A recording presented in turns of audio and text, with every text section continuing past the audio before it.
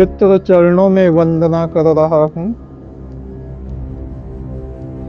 आप 100वें वर्ष में प्रवेश कर रहे हैं।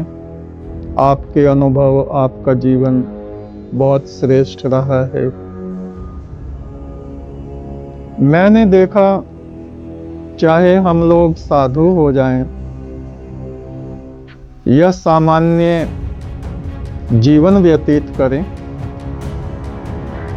बहुत से लोग हैं जो झूठ बोलते रहते हैं, अपनी प्रशंसा, दूसरों की बुराई, यहाँ तक कि गुरु निंदा करके वो पतित भी हो जाते हैं। तृष्णा और वासनाओं के जंगलों में घूमते रहते हैं। अपने जीवन को अपने आप ही नष्ट कर लेते। हम मनुष्य, हम युवा साधु किस तरह से इन अवगुणों से बच सकते हैं, उसके विषय में हम लोगों को आप थोड़ी शिक्षा, थोड़ा ज्ञान प्रदान करें।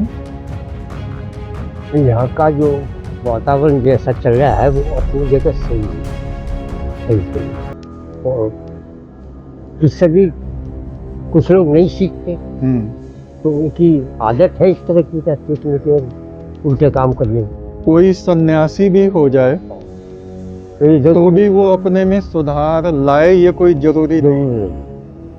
वो है, वो अपने अवगुणों में ही लगे रहते। जबकि उससे हमें उन गलत आदतों से हट जाना चाहिए। तो किस तरह से हट सकते हैं, कोई उपाय आपके समझ में? सत्संगत के आधार पर ही उन्हें बदलाव आ सकता हो, तो कोई उपाय है नहीं मेरे अंदर। जी, तो रोज वचन भी सुनते हैं, सेवा भी करते हैं, तो जैसे तीर्थ में भी कौवे बसते हैं और हंस कहीं जंगलों में भी हो सकते हैं, किसी बस्ती में भी हो सकते हैं। मेरा विचार यह है कि ये हम मनुष्यों का स्वभाव है। जब तक हम खुद गहन चिंतन नहीं करेंगे कि हमें इस बुरे स्वभाव से बचना चाहिए, वो स्वभाव ही हमारा कर्म बन जाता है और फिर वो ही हमारे सुख और दुख का कारण बनता है। तो युवा सन्यासी किस तरह से अपनी मंजिल को प्राप्त कर सकते हैं, ये थोड़ा सा आप कुछ बताएं। ओमपाल सिंह आते हैं, उन्होंने अपने को काफी बदला जी। हर आराधना पे वो यहाँ हाजिरी लगाते हैं। हाँ जी। और अच्छे लोगों को देखते, तो संगत का प्रभाव जो आदमी का सबसे ज्यादा आता है। और हमारे सन्यासी हैं जो 20 साल से 30 साल से यहाँ रह रहे हैं। कुछ ऐसे हैं जो अबे तबे हैं, जातिवाद, कटु वचन है, ये गुरु निंदा।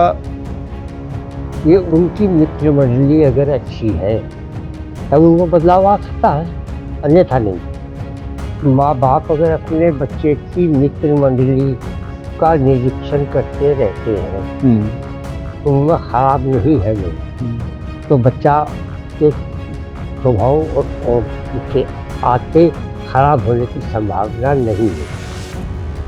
और मित्र मंडली अगर उसकी खराब है तो उसको कोई बचा नहीं। यानी जैसे लोगों में वो बैठता है, उसका प्रभाव आना है नहीं। गुण अवगुण ग्रहण करता है।